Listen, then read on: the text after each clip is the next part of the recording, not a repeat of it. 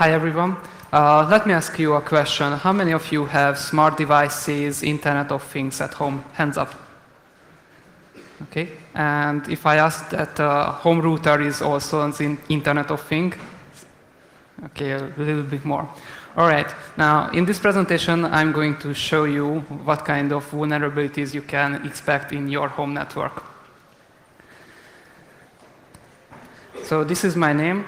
This is where I work. And I had many different projects in my life. For example, I'm responsible for the zombie browser toolkit.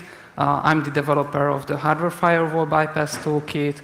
Last year, I presented here my malware analysis sandbox tester tool. And last but not least, I invented the idea how bad guys can deliver exploits to endpoints in an encrypted way, which can bypass a lot of protections. Unfortunately, it turned out that the bad guys are reading my blogs, so they implemented this idea. But these kind of things happen. Unfortunately, this is not a 45-minute presentation, but it's planned for 60 minutes. So in order to motivate you guys to stay here, I have two very good reasons. And this is the first one. And this is the second reason. So there will be a question at the end of my presentation. And whoever can answer my question first can receive these. All right, so how did I get into this whole IoT security world? I bought an IP camera for home use, and I found multiple high severity issues in it, like backdoor accounts, remote command execution, clear text communication, all the usual stuff. And I have notified the vendor, and 1 year passed, but still no patch for this device. And the question is, now what? What can I do with this very horrible device? It is very hard to categorize what an Internet of Things is, but IP cameras, home routers, baby monitors, any smart home devices, or even a network-attached storage device or a smart car can be named as an Internet of Things device.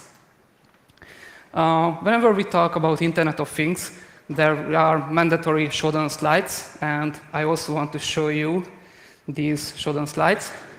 Showdown is basically a port scanner for the internet, and here I have searched for network-attached storage devices, and as you can see, there are almost 100,000 network-attached storage devices connected to the IPv4 internet directly. This is very bad. But you know what really bad is? If you search for cameras, and you can see all the cameras on the internet which are not protected by anything. You just go to the TCP port, and you get this picture back. I think it's pretty scary. For the next 5 or 10 years, I think it is very safe to assume that whenever you buy an IoT or smart device into your home, it will have very high severity issues. And if you are lucky, you can receive a patch for it, but most people won't patch it ever. So you can safely assume that it won't get patched at all. Also for this presentation, I assume that the IoT device in itself is not malicious, which is not always the case. The way I have created my presentation is that I have heard a lot of so-called excuses, what people tell me that, oh, their home network is totally safe, totally secure, because they have this or that.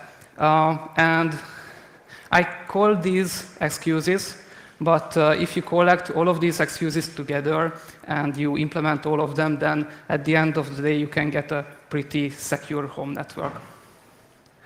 First of all, the excuses: I'm totally safe. I have changed all the passwords on my IoT devices, and it's not 1, 2, 3, 4, 5 anymore. Well, the problem is that there are many vulnerabilities in IoT devices which totally bypass the password protection. For example, there are memory corruption issues before authentication, like buffer overflow, format string issues.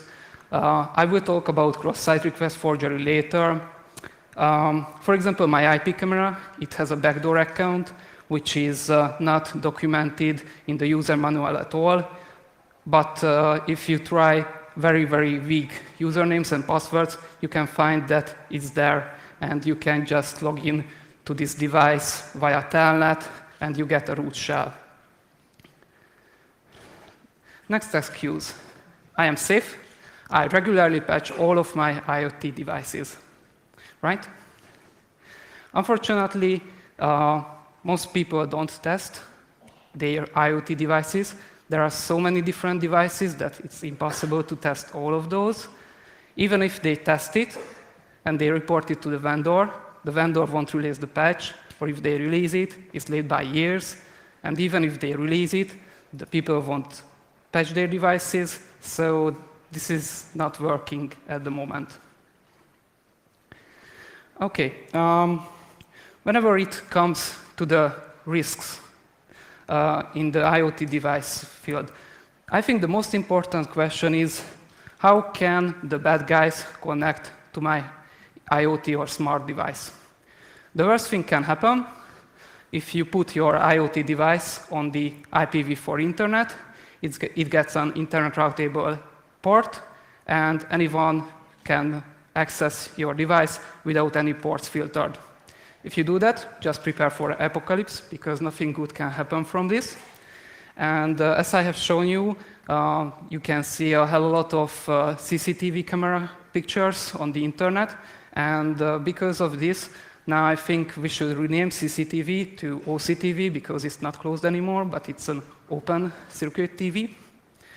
And we have seen also in the very recent past that people can take over all of these IP cameras with these backdoor accounts and very weak passwords, and they can use it for DDoS, for example. So it's really, don't do that. Because if you put your IoT device on the IPv4 internet, it will show up on showdown like a hooker on a highway. Next excuse. The IoT device is only available in a closed network, right? What can go wrong? If you remember the car hacking article from Charlie Mirel and Chris Walczak, you can remember that what they did is that this Jeep, it had a SIM card. And yes, the SIM card was in a closed network, but the closed network, what really meant is that it was a Sprint SIM card, and if you bought another Sprint SIM card in any shop, then you were able to access this closed network. So they were constantly scanning the Sprint network for Jeep devices. They were able to find their Jeep device, and after, through a lot of training of different exploits and vulnerabilities, they were able to control this Jeep. So this is sometimes what people mean about closed networks. Next excuse, I'm safe because my device is only exposed to physically nearby devices, and I trust those.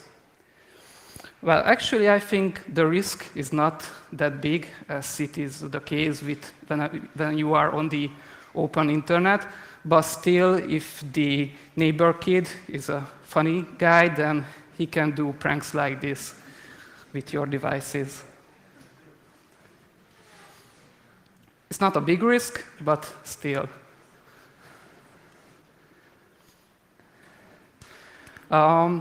Whenever it comes to hacking smart devices through wireless, I think it's worth to mention that nowadays a hell of a lot of different devices are equipped with wireless access.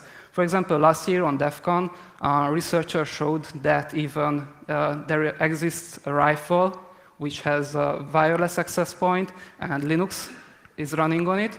And it turned out that all of these components were horrible broken, so you can just connect to the access point, then you get a root shell, and you can basically aim with the rifle.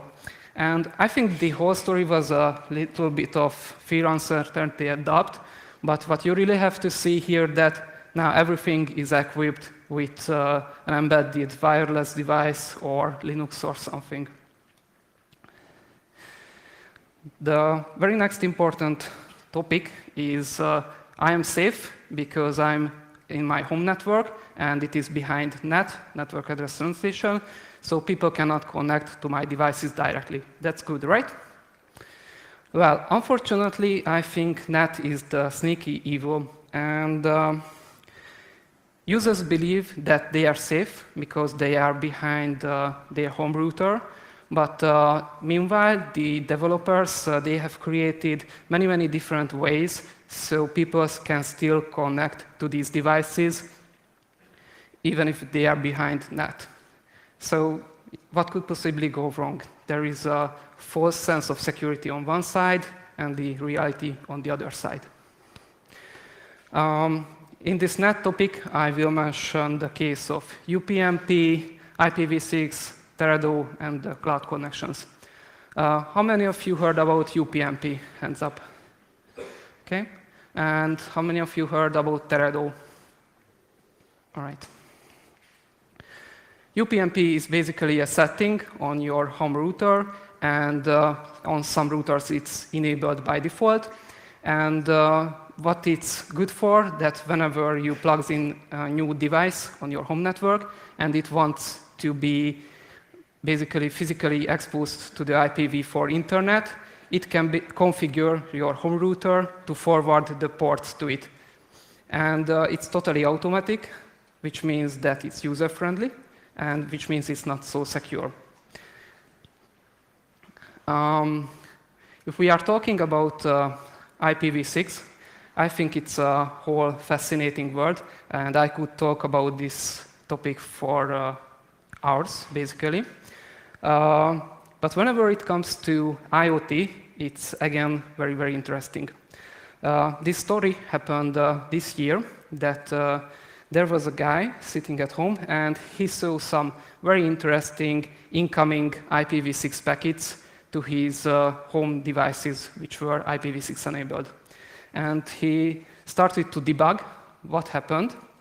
And it turned out that whenever he starts these IoT devices, or even periodically, these devices check for the internet time through NTP protocol. And because IPv6 was enabled, it was the default network protocol to be used. So it connected directly to some IPv6 NTP servers. It turned out that some of these servers were a little bit malicious, and they started to collect the IPv6 addresses of these devices. I'm sure all of you know that you cannot scan the IPv6 internet the same way as you can scan for the IPv4 internet, because the address range is so huge that you cannot do that.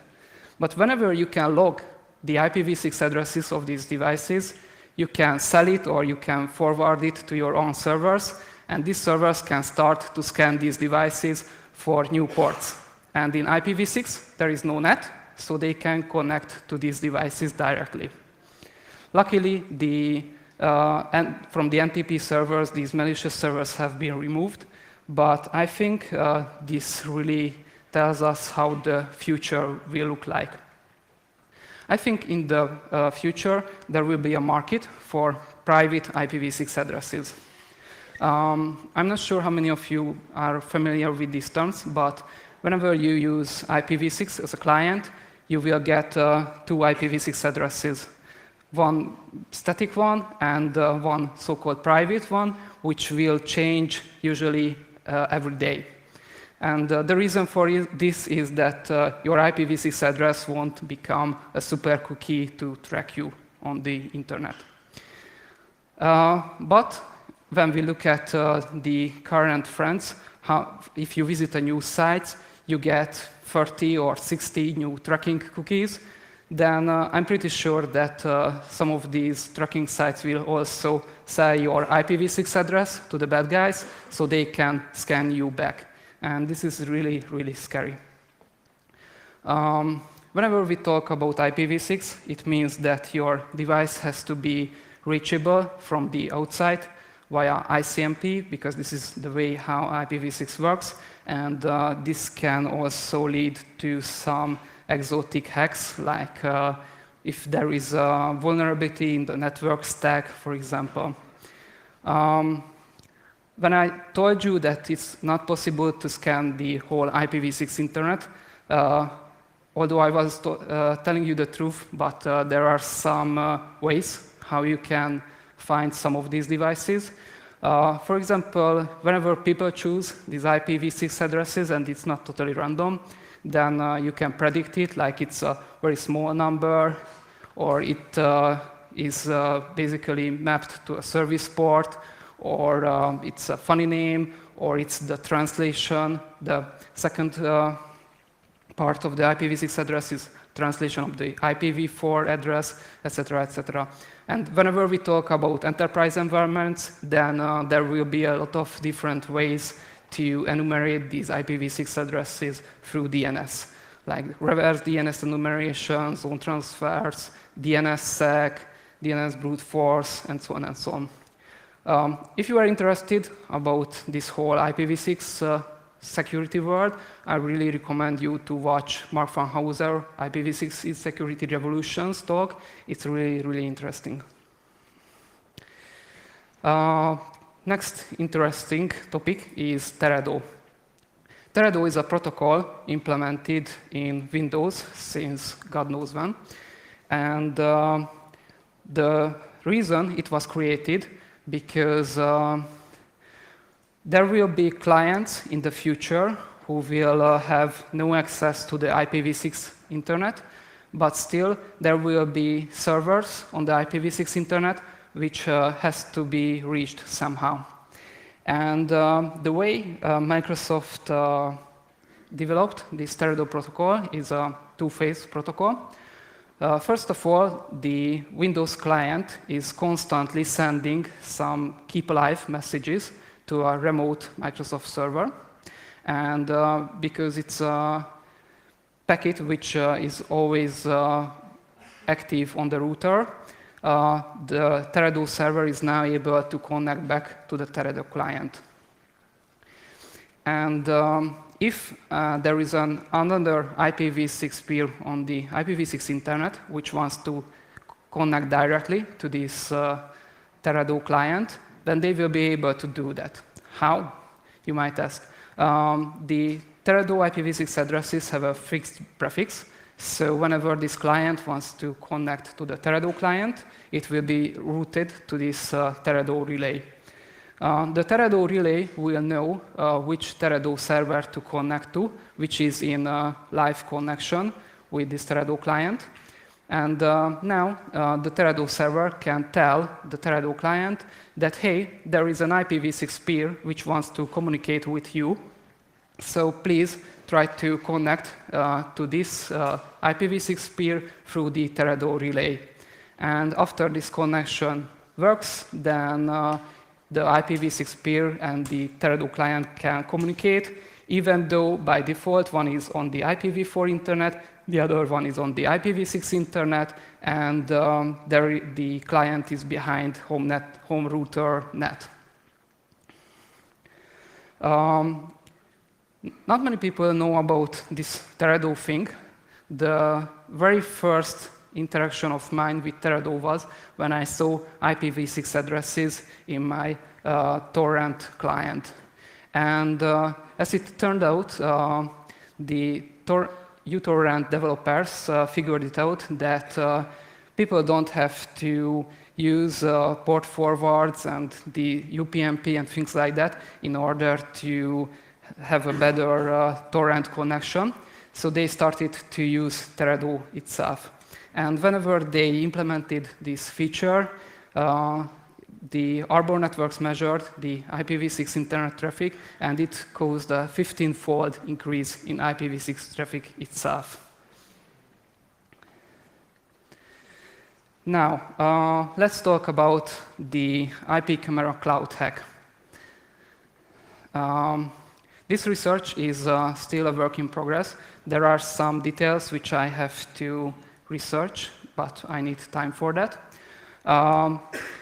The interesting part for me from this camera was that even though my camera is in my home network and UPnP is disabled and I have not configured any port forward to this camera, still I am able to reach the camera image through this Android or iOS smartphone application.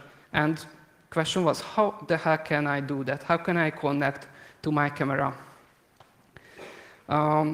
As you know, if both devices are behind NAT, it's basically impossible to connect these two devices together without the help of a cloud server, which can act as a broker to set up the connection.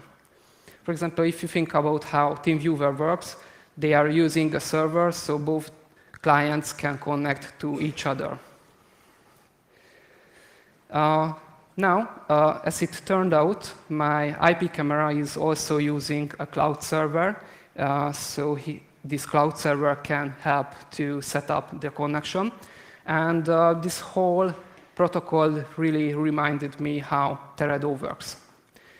If I turn on the camera, it will start sending UDP keep alive packets to this cloud server, which is sometimes in China, sometimes in South Korea, you know. And whenever I start my client application to watch the camera picture, the first packet is sent from my mobile phone to this cloud server, and it only includes one thing, my camera ID.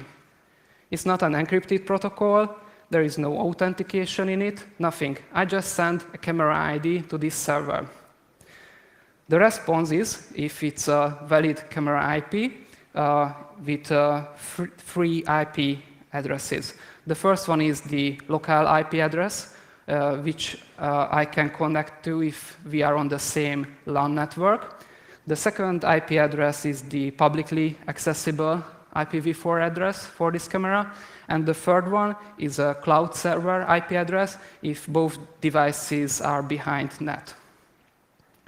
And if my mobile phone first starts to connect to these local IPv4 address or the public IPv address, by default, it will get dropped because the home router will close the connection because there is no port forward configured.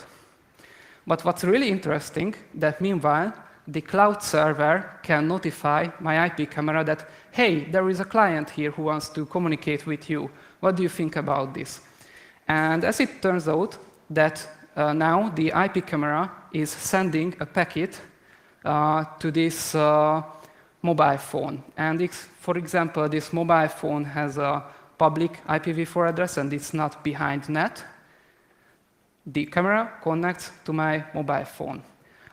From this point, I have started to work on my own client, which is implemented in Python, and I have used a server for this.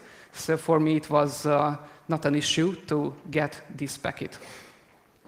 Now, I have a communication channel between the camera and my client. What's the next step? I should authenticate to this camera, right?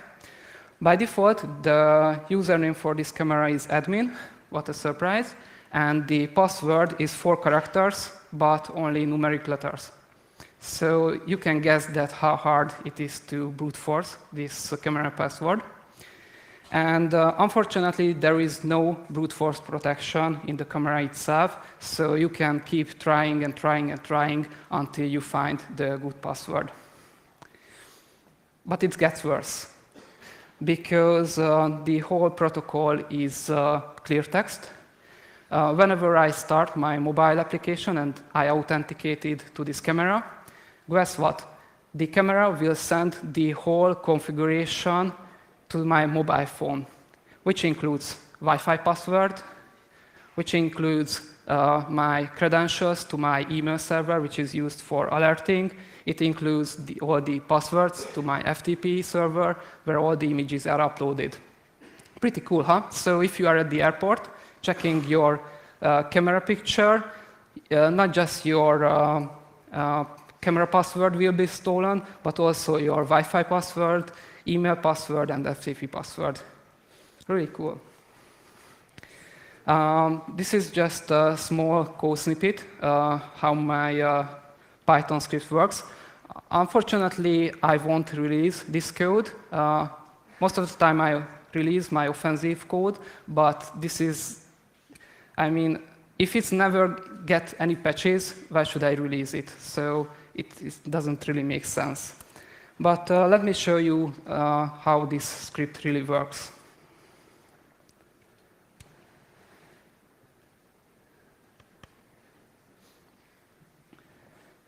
So here in my server, I start this Python script. And first, it will authenticate.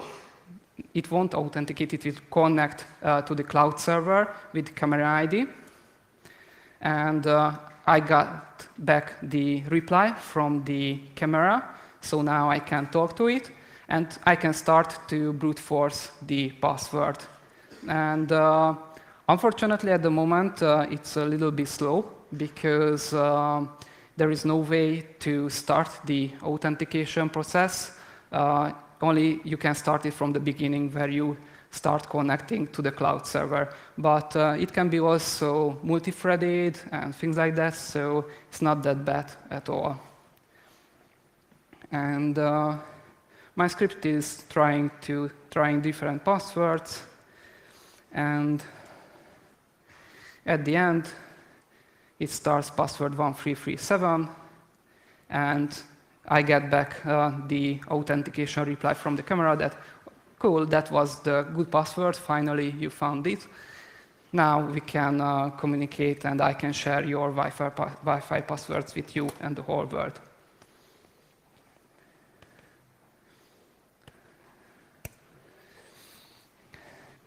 Next security excuse. I am safe. My network is super firewalled. None of these apply to my network. Right? It makes sense.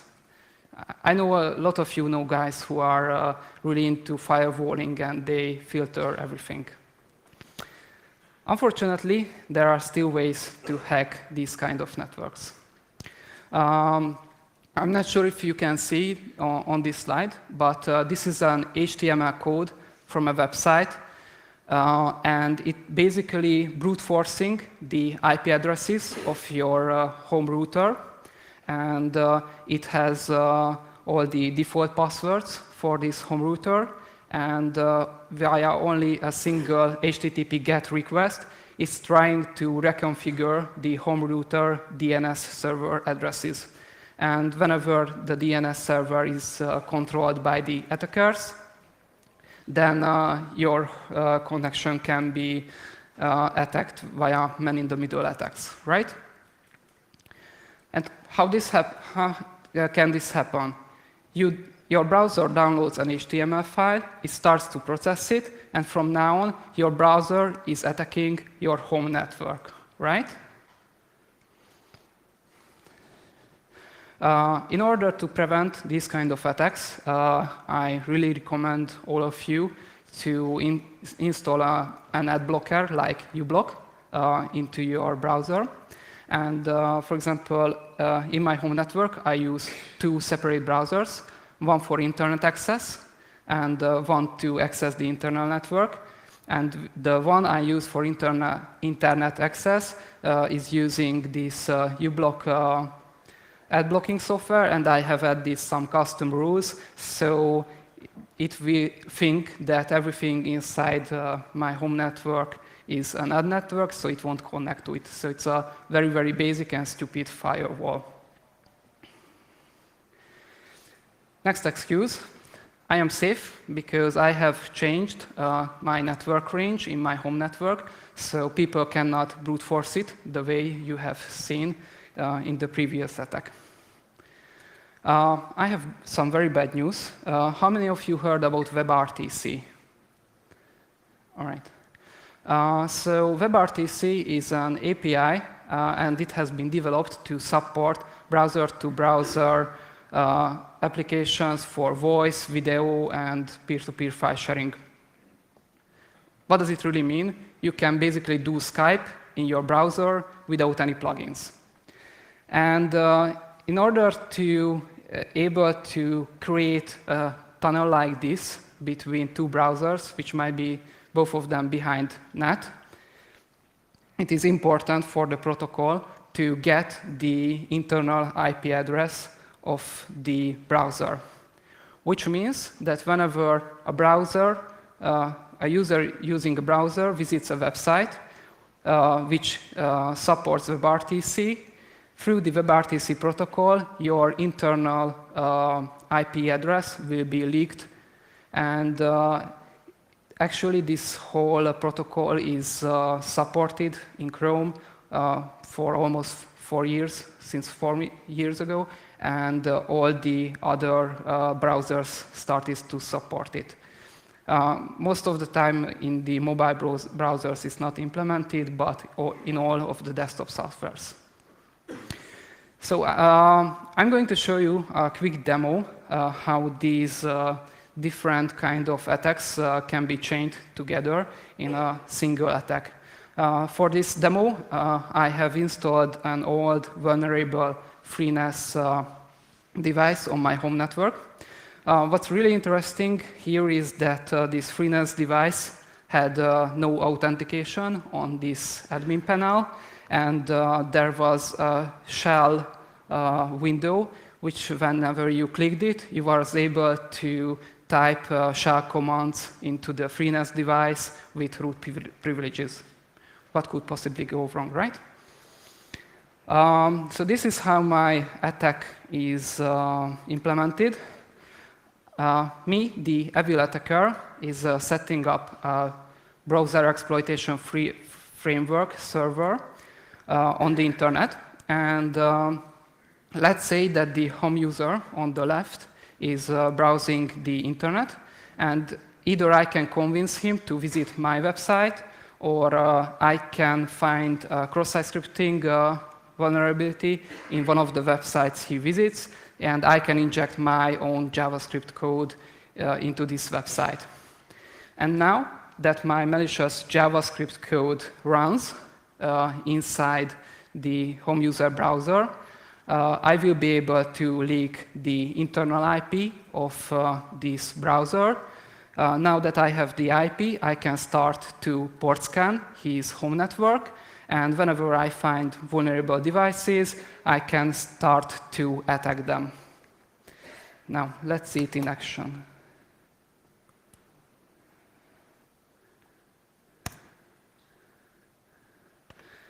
Okay, so here you can see that I did set up a netcat server listening on my attacker server. And this is the website where I have put some interesting content so the user can watch it for hours for his own entertainment. And here you can see the very simple JavaScript one-line injected into the website, which implements a very complex JavaScript itself, but now it's only one line. Now, let's see what the attacker can do. Here in the browser exploitation framework, I have a new client. And first, let's try to leak the IP address with WebRTC. Execute the command, and there you go. I got the IP address of the browser. Now I know which range I have to scan, right? So I go back. I search for the port scan module. Unfortunately, the default port scan modules didn't work for me in BIF, so I had to fix it, but now it works, at least for me. So let's port scan the internal network. You can see that it's a little bit slow, but again, this can be fine-tuned, this can be multi-threaded. So, and if the user is watching a 1 hour-long video, then it's not that slow at all. So I am port scanning his internal network for open devices, which has a web server.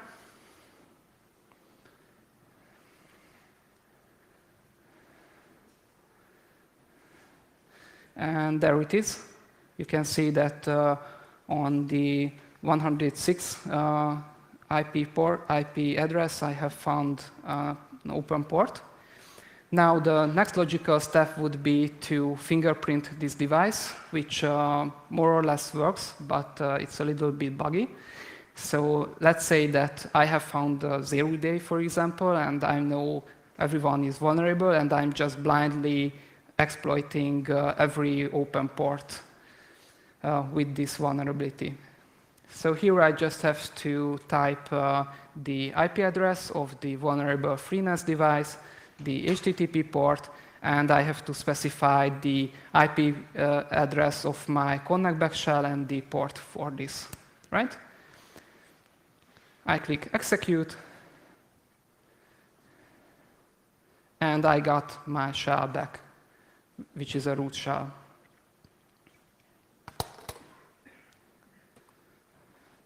So this is what can happen in a super firewalled environment.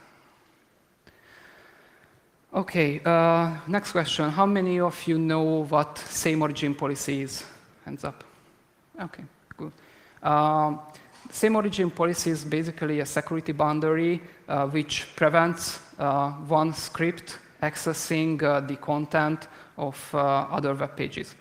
For example, if you are using webmail and there are some advertisements on the webmail, you don't expect that this advertisement can read your emails, right? So what really happens is that if the script or content is hosted on different host, port, or protocol, then the browser will separate these contents. If there is a security boundary, then hackers will try to bypass this security boundary. And one of the ways to do this is the DNS rebind attack. Again, this DNS rebind attack is a very huge topic, so I don't really want to go into the details. But what really happens here is that the attacker is registering a domain name with a private IPv address, which will be attacked, and with a public IPv address, which will serve the malicious scripts. And first, the victim will connect to the public IPv address. It will serve this malicious script, and later on, through different methods, the public IPv address won't be accessible, so the client browser will start to use the private IPv address, but with the malicious JavaScript. This whole array is a cat and mouse game since 1996, so it's really, really old stuff, but still in the past there were new ways to circumvent this. There is a very, very interesting attack already published called Filet-O firewall. So if you are interested in this kind of topic, I really recommend you to visit their website and check their scripts.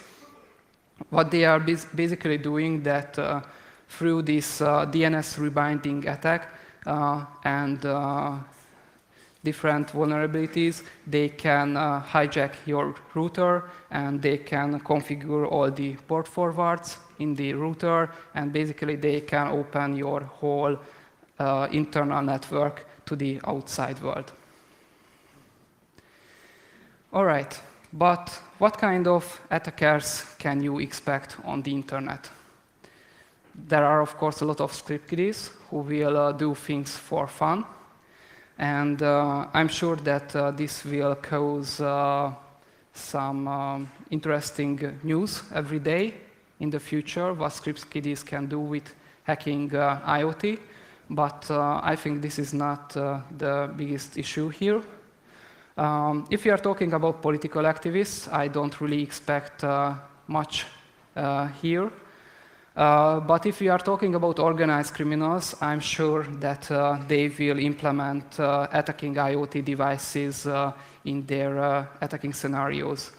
For example, we have already seen in the past that some of the network-attached storage devices had some very, very bad remote code execution attacks. So the bad guys basically encrypted the content of these network-attached storage devices, and they were demanding a ransom for this.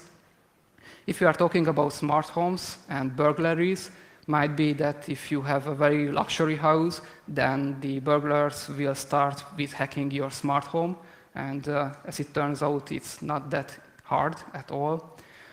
If you are talking about, for example, internet-connected cameras, you can see that it can be used for spying, or it can be used in DDoS attacks, which is really, really bad. There was also a case, I think, this year that a smart car had a wireless access point, and through this wireless access point, the thieves were able to steal this car. Really, really interesting. And of course, people can use these IoT devices to stand spam out. Whenever we are talking about nation-state attackers, I think these IoT devices really fit into their collect everything strategy, because they always try and track and profile people. But I think there are two new adversaries in this game. The first one is the advertisement industry, who are basically selling you cheap smart devices, which will be cheaper than the traditional non-smart device, just because through the profiling and tracking of people, it's economically profitable for them to sell these devices cheaper. Also, what people tend to forget, that most of these smart devices are so dependent on the cloud that whenever the cloud server is turned off, then the IoT device doesn't work at all.